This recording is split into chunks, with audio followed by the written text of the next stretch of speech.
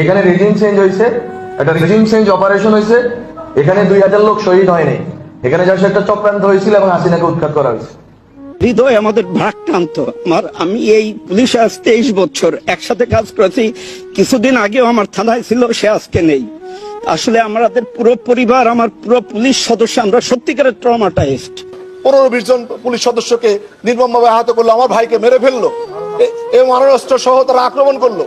এর বিচার দেশবাসীর কাছে দিলাম, আপনাদের কাছে দিলাম।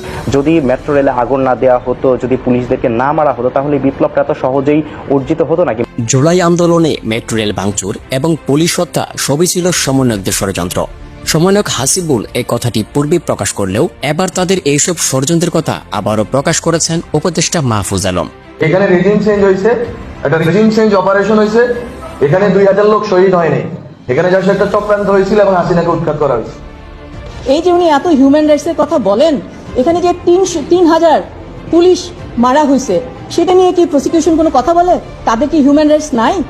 তাদের যখন তাদেরকে যখন পেটানো হয়েছে, ঝুলিয়ে রাখা হয়েছে, তাদের কি কোনো হিউম্যান রাইটস নাই? এছাড়াও জানা যায় সমন্বয়কদের এই ষড়যন্ত্রের সাথে উপদেষ্টা ডক্টর ইউনূসও জড়িত। এই তথ্যটি প্রকাশ করেছেন সমন্বয়ক হান্নান মাসুদ। 1 আগস্ট রাতের দিকে আমাদের সাথে ডক্টর মোহাম্মদ ইউনূসের সাথে আমার প্রথম কথা হয়। উনি আমাদেরকে বলেন যে সারা দেশের মানুষ তোমাদের সাথে আছে, তোমরা এগিয়ে যাও, তোমাদের যে কোনো সহযোগিতায় আমাকে পাশে পাবে ইনশাল্লাহ।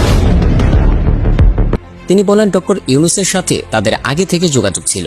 কনস্টেবল সুমন, আমাদের এএসপি বডিগার্ড, তাকে তাৎক্ষণিকভাবে এত গুরুতর আঘাত করেছে, তার মাথার একদম ইন্টারনাল ইনজুরি হয়ে গেছে এবং স্কাল ভেঙে গেছে।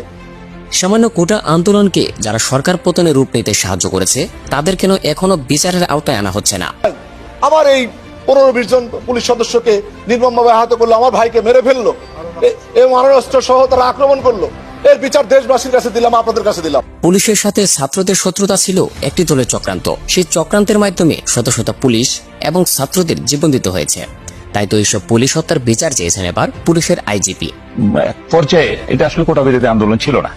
এটা আপনি যদি শেষ পর্যায়ের দিকে যে সাংঘর্ষিক অবস্থাটা হয়েছে, নৈরাজ্য যারা সৃষ্টি করেছে এবং তাদের সঙ্গে মূলত ফাইটটা হয়েছে আইন শৃঙ্খলা বাহিনীর, অর্থাৎ তারা যে ধ্বংসযজ্ঞে লিপ্ত হয়েছিল, যে তারা সরকারের সবচেয়ে ভালো ভালো প্রতিষ্ঠানগুলো, দামি দামি প্রতিষ্ঠান, যেমন মেট্রো রেল, যেমন এলিভেটেড এক্সপ্রেসওয়ে, যেমন পদ্মা সেতুর যাবতীয় নকশা, যাবতীয় পরিকল্পনাগুলো সেতু ভবনে ছিল, এই জাতীয় বিষয়গুলো যখন ধ্বংস করা শুরু করেছে, তখন বাংলাদেশ টেলিভিশন। সামনে একটি কোটা আন্দোলন কিভাবে সরকার পতনের রূপ নিয়েছে, এই বিষয় নিয়ে পুলিশের আইজিপি সংবাদ মাধ্যমে তথ্য প্রকাশ করেছেন। প্রিয় দর্শক, শত শত শিক্ষার্থী এবং পুলিশ হত্যার পেছনে যারা দায়ী, তাদের দ্রুত আইনের আওতায় আনতে হলে আমাদের আবারও রুখে দাঁড়াতে হবে।